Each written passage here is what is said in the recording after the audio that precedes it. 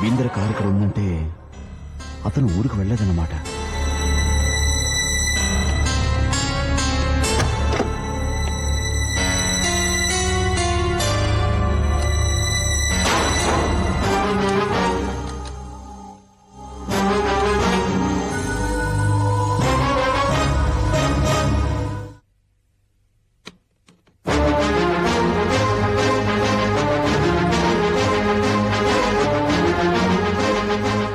ఎవరు?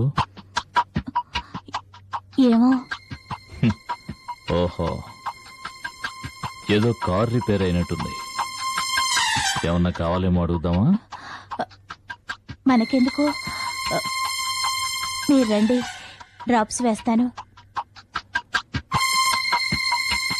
అలాగే.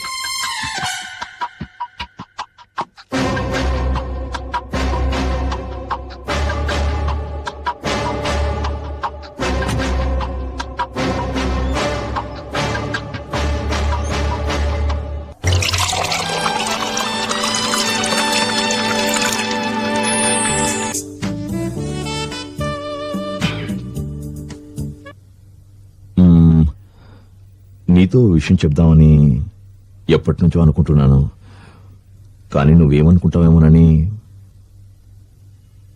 ఏమిటది? ఓ మంచి రోజు చూసి ఆ అవినాష్కి ఇచ్చిన ట్రీట్మెంటే మీ ఆయనకి ఇస్తే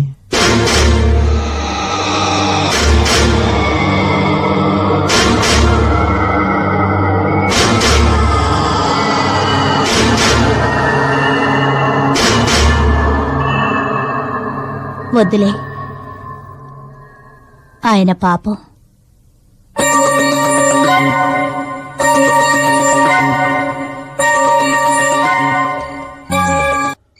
సుధ భర్త ఊరికి వెళ్ళినట్టుగా లేదు. అంటే సుధతో రేపు మాట్లాడే మంచిది.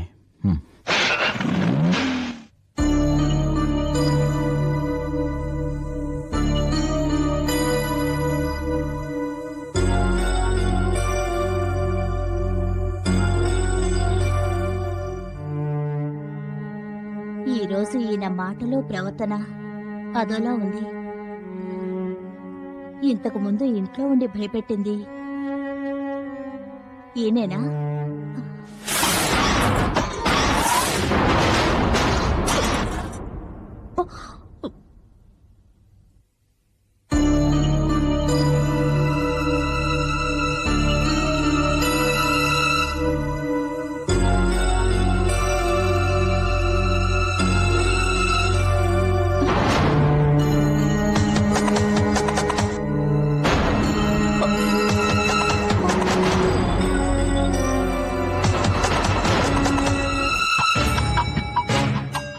ఇక్కడున్న సిగరెట్ ఆయన తాగే బ్రాండే.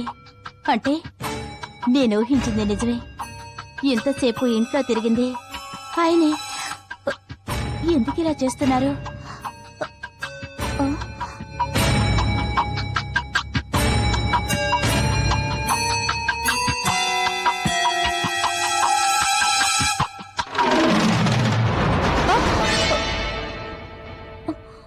ఏం ఆలోచిస్తున్నావు? అబ్బే ఏం లేదండి. వెనక్కొచ్చేమేమని అడగలేదు, కళ్ళు ఎర్రగా ఉన్నాయేమని అడగలేదు. నేను ఇలా హఠాత్తుగా రావడం నీకేమైనా? అయ్యో అవేం మాట్లాడి, ఎందుకొచ్చారో మీరే చెప్తారులే అని ఊరుకున్నాను, అంతే. కారులో ఎయిర్పోర్ట్కి వెళ్తుండగా ఎండితో చిన్న ఆర్గ్యుమెంట్, కోపంతో కోరాపించి దిగేశాను. అక్కడ మొగుడు పెళ్ళాలి గొడవ. ఆవిడ మొగుడి మీద కోపంతో కుప్పెడి మట్టి తీసి విసిరి కొట్టింది.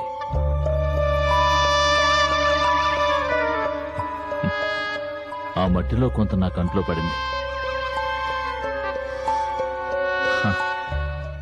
ఆవిడెవరో నా కంట్లో మట్టి కొడితే నువ్వు టెన్షన్ ఫీల్ అవుతున్నావేంటి? అదేం లేదండి. అవును, నేను వచ్చేటప్పటికి పవర్ లేదు, ఫోన్ డెడ్. ఏమైంది? ఏమో నేను క్లబ్ నుంచి వచ్చేటప్పటికి ఇలాగే ఉంది. నీ సెల్లో సరివు. ఇందాక కోపంలో నేలకేసి కొట్టాను. ఇది పగిలిపోయింది. అర్జెంటుగా ఫోన్ చేయాలి. ఫోన్ ఇవ్వు. అది నా సెల్ కనపడడం లేదండి. కనపడటం లేదా? అవునండి. బహుశా క్లబ్లో వదిలేసుంటావు కదూ? ఆ, సరే, నేను హాల్లో పడుకుంటాను. నువ్వు వెళ్ళి పడుకో.